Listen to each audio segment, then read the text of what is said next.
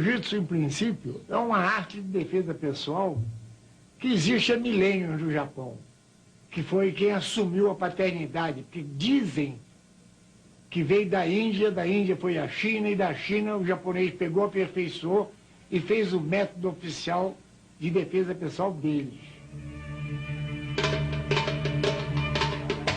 Os monges budistas, lá do norte da Índia, algumas milhas acima de Benares, onde o povo falava ainda o dialeto Pali ou Laurikosh, nasceu um homem chamado Siddhartha Gautama.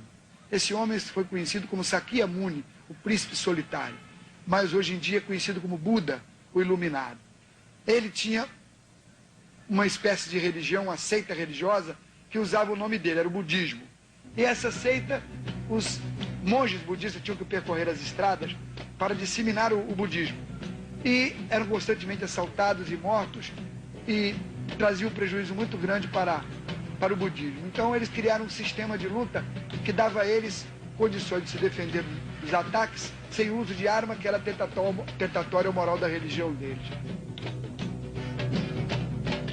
Os monges budistas foram os verdadeiros criadores do jiu-jitsu, que mais tarde, com a morte de Buda, assumiu o poder na Índia Siddhartha Privadasi, mais conhecido como Rei Asoka. E ele disseminou pelo mundo o jiu-jitsu, saindo para o Tibete, Birmânia, Sião, China e, por último, no Japão. O jiu-jitsu chegou ao Japão por volta do ano 200 a.C. Foi aperfeiçoado e ficou escondido de outros povos até o final do século passado. 100 anos atrás, os japoneses abriam seus portos e iniciavam um comércio com os ingleses. Estes ficaram maravilhados com essa nova visão de luta corpo a corpo. Uma luta dominadora chamada jiu-jitsu ou arte suave, em que homens fracos e leves venciam pesados e fortes. Mas os japoneses não ensinavam aos ocidentais as técnicas dessa luta. Era crime contra o Império, uma espécie de lei de segurança nacional. Devido à insistência dos ingleses em aprender essa arte, os japoneses ensinaram parte do jiu-jitsu, uma luta desenvolvida por Jigoro Kano e mais tarde chamada de judô. Por uma dessas coincidências históricas, o jiu-jitsu veio parar no Brasil e foi plantado por um japonês em solo fértil, numa família de imigrantes escoceses. Gastão Gracie era carioca, descendente de escoceses. Gastão era patriarca da família. Desistiu da carreira diplomática, fixou residência em Belém, tornou-se homem influente na cidade, casou-se com uma moça da sociedade local e teve 8 filhos.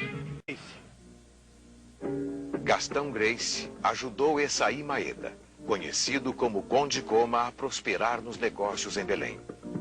Em forma de gratidão, o Conde Koma ensinou a Carlos, o mais velho dos filhos de Gastão Gracie, os segredos do verdadeiro jiu-jitsu japonês.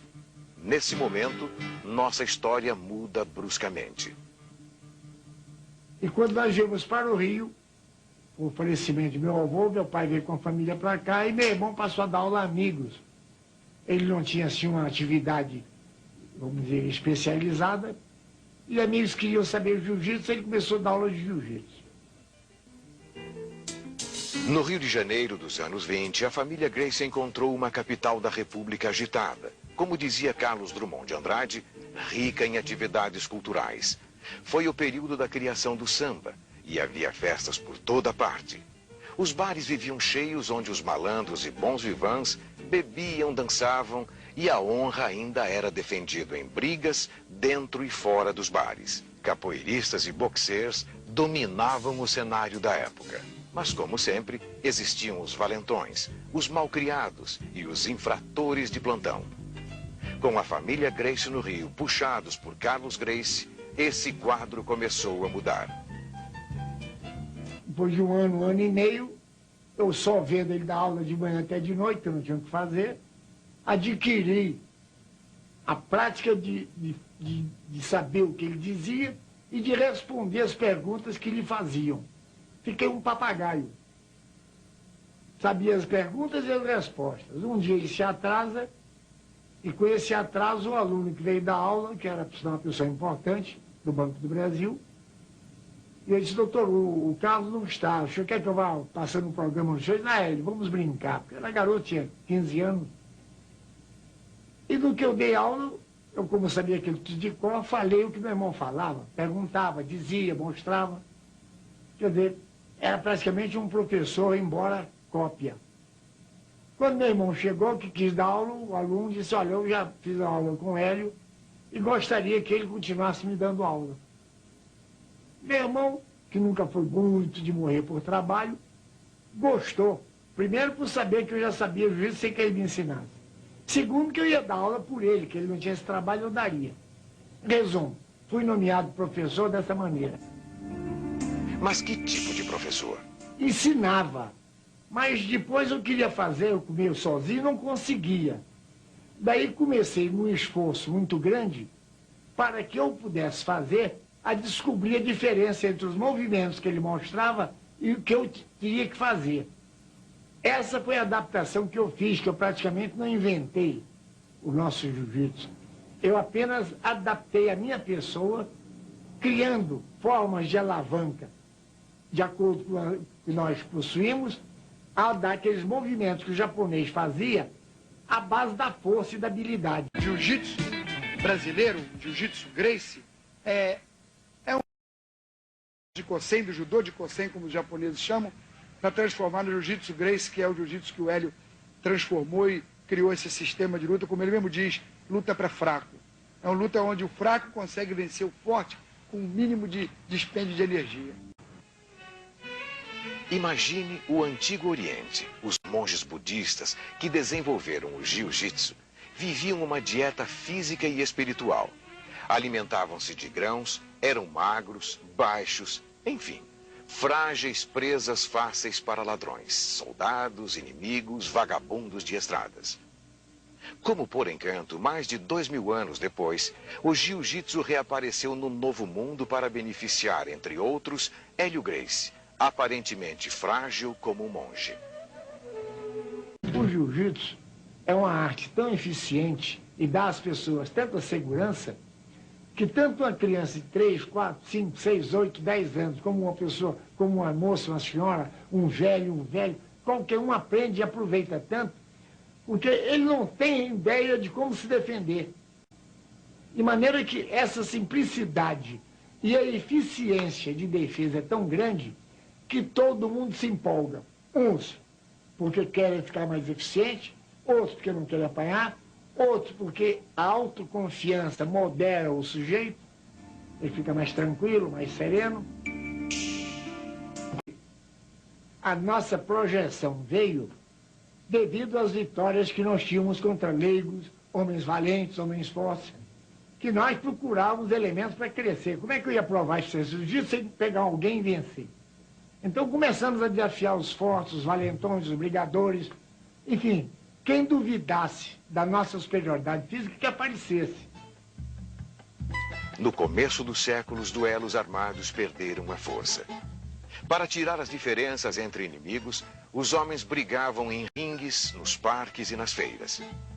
Os mais jovens que desejavam aprender uma luta ou defesa pessoal tinham apenas duas opções: aprender capoeira ou aprender o boxe. Os Gracie, principalmente Carlos e Hélio, criaram uma estratégia diferente: um marketing agressivo para divulgar o jiu-jitsu. Imagine, quem em sã consciência iria entrar numa academia de uma luta com um nome estrangeiro? A maioria achava que a capoeira, um tanto vulgar, e o boxe, mais nobre, eram as melhores opções. Os Gracies passaram a desafiar todos os lutadores. O objetivo era conseguir alunos, popularizar o jiu-jitsu. Chegaram até a colocar anúncios no jornal, convidando pessoas para apanhar. Primeiro vencemos todo que era valente do Rio de Janeiro, Chico Soledade, bairro não sei quem, enfim. Os brigadores da época apanharam todos. Aí começaram a arranjar gente para nos vencer, porque no início nós tivemos uma oposição muito grande. Oposição essa que no brasileiro é muito comum. O gente começa a crescer, eles querem testar a eficiência do cara. Seja em que arte for. Se você chegar no Rio de Janeiro e disser que é o melhor, ele não acredita no que você diz, daí vai pagar para ver. E esse pagamento, para ver, todos se deram mal, porque foram apanhando um atrás do outro. Aí começaram a vir boxer, minha primeira luta foi com boxer, depois veio luta livre, depois veio juiz. Aí começou o japonês e todos começaram a apanhar. Durante 25 anos, os Gracie lutaram e venceram toda sorte de lutadores. Carlos e Hélio Gracie foram os criadores do Vale Tudo. Imagine um homem de 60 quilos como era Hélio Gracie, de pouco mais de 1,60 m. Imagine sua bravura, técnica e coragem. A principal luta de Hélio Gracie nesses anos, a que mais deu orgulho para a família, foi uma batalha histórica de mais de 3 horas de duração, entre ele e Valdemar Santana. Essa luta espantou o mundo. Hélio Gracie brigou com Valdemar Santana, ele com 42 anos, ele com 22, uma diferença de peso de quase 30 quilos. Ele brigou 3 horas e 45 minutos. E essa luta só acabou porque o professor, já sem resistência, perdeu a luta por desmaio. Ele apagou e a luta se encerrou aí. Foi a luta que mais nos honrou. Em 52, eu parei de lutar. Foi a última luta que eu fiz com o campeão do mundo, Kimura. Que eu lutei, porque ele não quis lutar comigo, porque achou muito fraco para lutar com ele, que ele pesava 100 quilos, era um homem forte, campeão mundial. Me testou como vice-campeão do mundo. Pesava uns 15 quilos mais do que eu, 20.